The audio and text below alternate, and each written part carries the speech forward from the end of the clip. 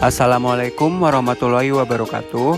Perkenalkan, saya Asep dan Monica yang akan mempresentasikan peramalan permintaan dalam ekonomi manajerial.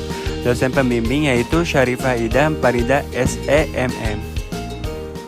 Pengertian peramalan permintaan.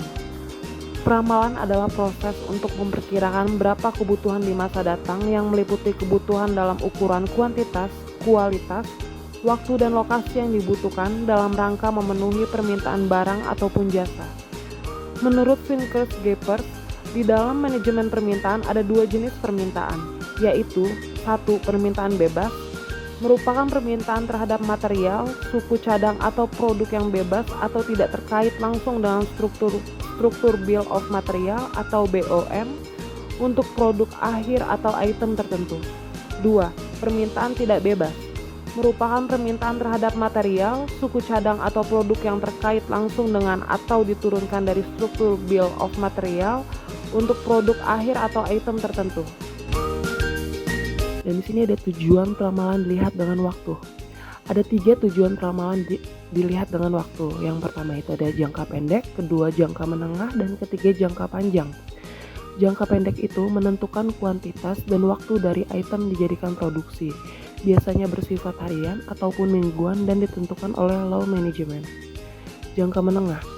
Jangka menengah itu menentukan kuantitas dan waktu dari kapasitas produksi. Biasanya bersifat bulanan ataupun kuartal dan ditentukan oleh middle management.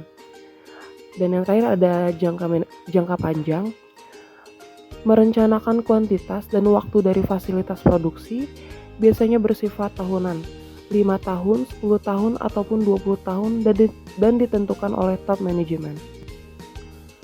Karakteristik peramalan yang baik. Peramalan yang baik mempunyai beberapa kriteria yang penting, antara lain akurasi, biaya, dan kemudahan. Penjelasan dari kriteria-kriteria tersebut adalah sebagai berikut. Akurasi dari suatu peramalan diukur dengan hasil kebiasaan dan kekonsistensian peramalan tersebut. Hasil peramalan dikatakan bias bila peramalan tersebut bila terlalu tinggi atau rendah dibandingkan dengan kenyataan yang sebenarnya terjadi. Biaya yang diperlukan dalam membuat suatu peramalan adalah tergantung dari jumlah item yang diramalkan, lamanya periode peramalan, dan metode peramalan yang dipakai. Kemudahan. Penggunaan metode peramalan yang sederhana, mudah dibuat, dan mudah diaplikasikan akan memberikan keuntungan bagi perusahaan.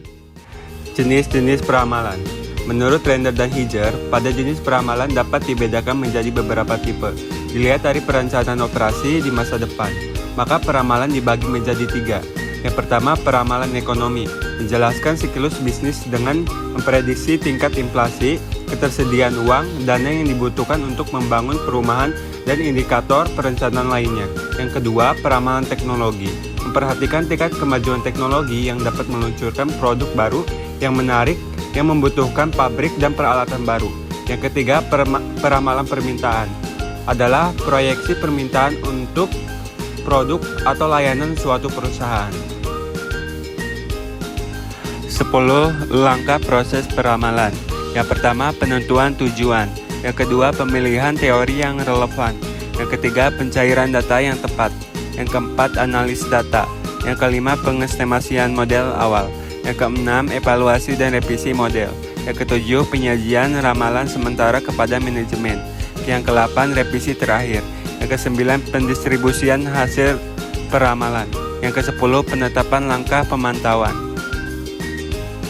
Mungkin itu saja yang bisa kami presentasikan. Kurang lebihnya mohon maaf. Wassalamualaikum warahmatullahi wabarakatuh.